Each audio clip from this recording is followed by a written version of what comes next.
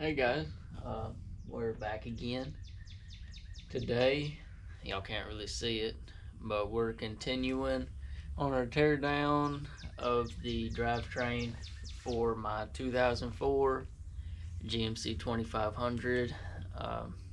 In the previous video, y'all have seen that we went ahead and took the engine block and stripped it. It's ready to go to the machine shop right now. But we are going to go ahead and start on the teardown of transmission. This is a 4L80. It's the original transmission. I don't know how well y'all can see that fluid right here, but that fluid's pretty dark. Not entirely proud to say, but I've never changed the transmission fluid in this vehicle. I've added to it, but that's about as far as that's gone.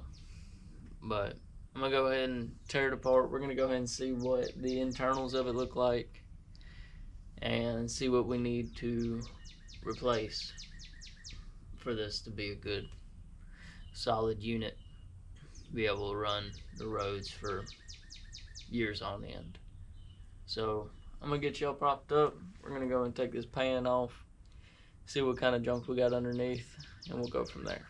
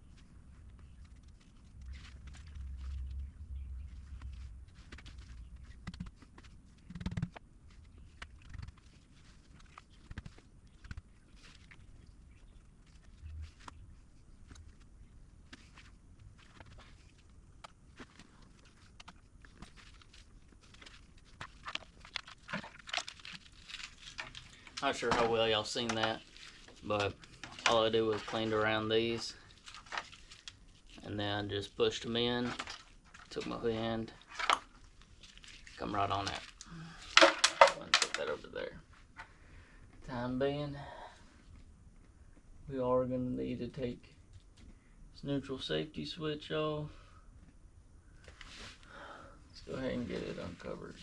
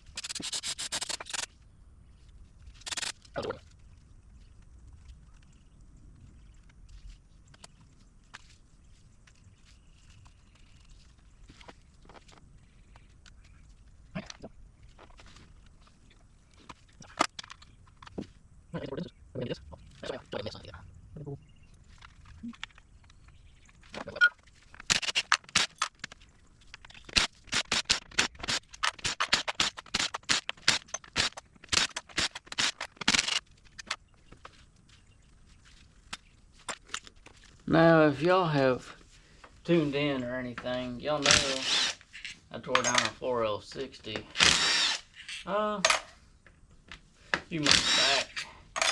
I still have it sitting underneath the bench. I haven't done anything with it. I don't really have anything to do with it, to be honest with you. I was going to rebuild it to sell, but I haven't come out to that yet. Let's go ahead and pull this. Set you right there.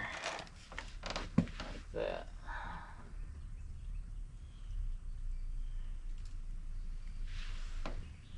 We got all our check balls. Go ahead and take out. Fixing to go grab a magnet. Get these out. Go ahead and pull you. Alright. Go get a magnet.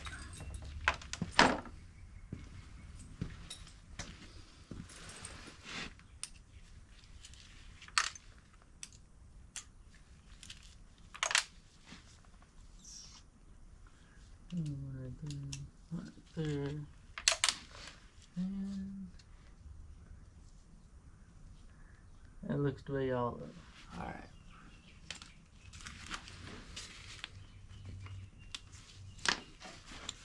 I'll put our 10 mil back on.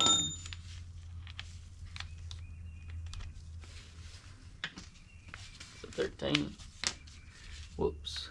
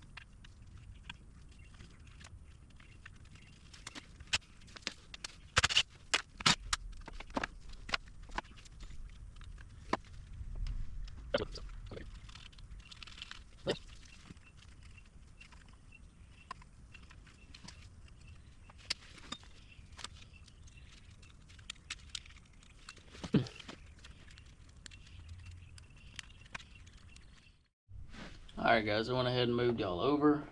I got the linkage out. I took a couple more bolts out of the middle. One of them was a torque socket, T40, right in the middle underneath the valve body. The other one was a 12 point. It was in line with it. It was a 10 millimeter. My 3/8 fit a little bit tighter, so I used a 3/8 12 point. But either way, it's out. I'm gonna go and start working on the pump side, which means I'm gonna need my 15. Looking for it right now.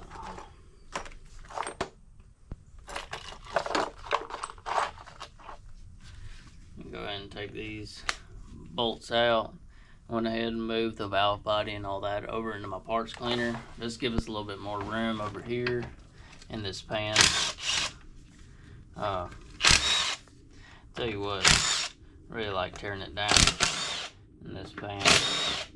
I wish I had the money for like a legitimate teardown tool, but this will do. It's $30 at Home Depot. It's a little, it's actually for a washing machine. Little washing machine pan. That's what it's supposed to be. But today it's a teardown pan. I'm going to take this O-ring off. Get her pick underneath. There we go. Alright. I'm gonna get back here on the back side. I'm gonna just bump it. Get over on the side. Bump it. Back over here on this side. Bump it. Back over here. Bump it. Get back over here. Bump it. Just like that. Got the pump out. That wasn't hard at all, was it? Over here.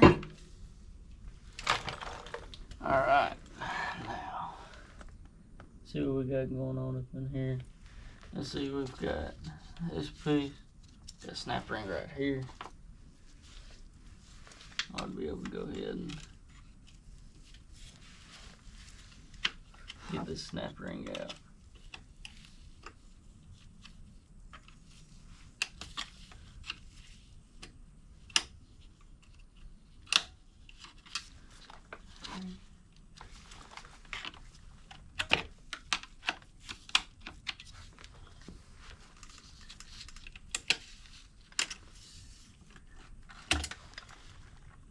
Snap rings out.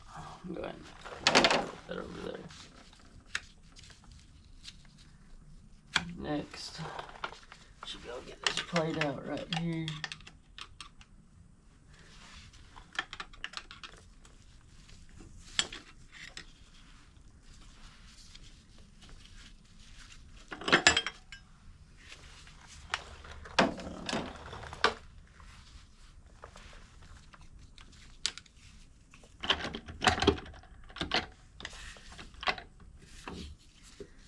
Go ahead and pull these out. Alright. One clutch, one steel.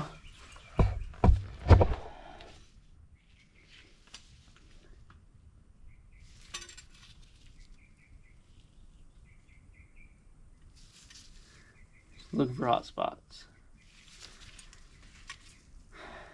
I don't see any. Just good.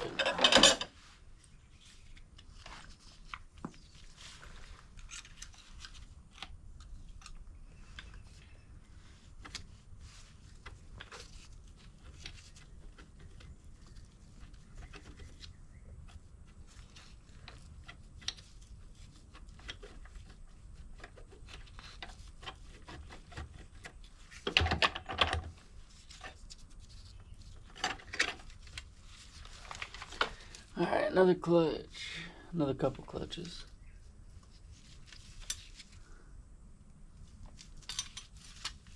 No steel. Hot spot. Right there. I don't know if y'all can see that, but we do have a hot spot right there and right there. Very minuscule. But I mean, not surprised, to be honest with you. Another steel, another couple hot spots. That one has actually some grooves in it. You can see that? Another one over here. I'm gonna get you out.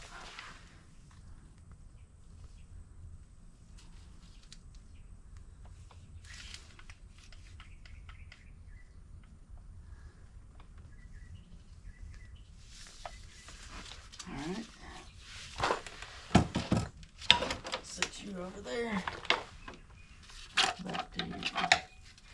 last couple out. That's weird. It's like it's got chattering marks on it. Weird. Alright.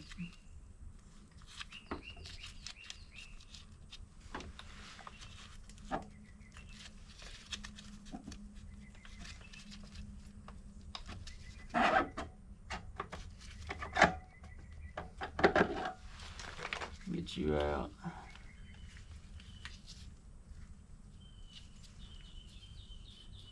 Yeah, this one has some marks in it as well.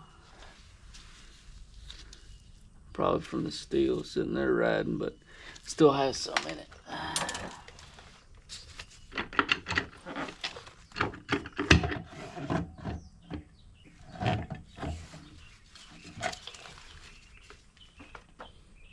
All that right there. That sucker got hot right there, boy.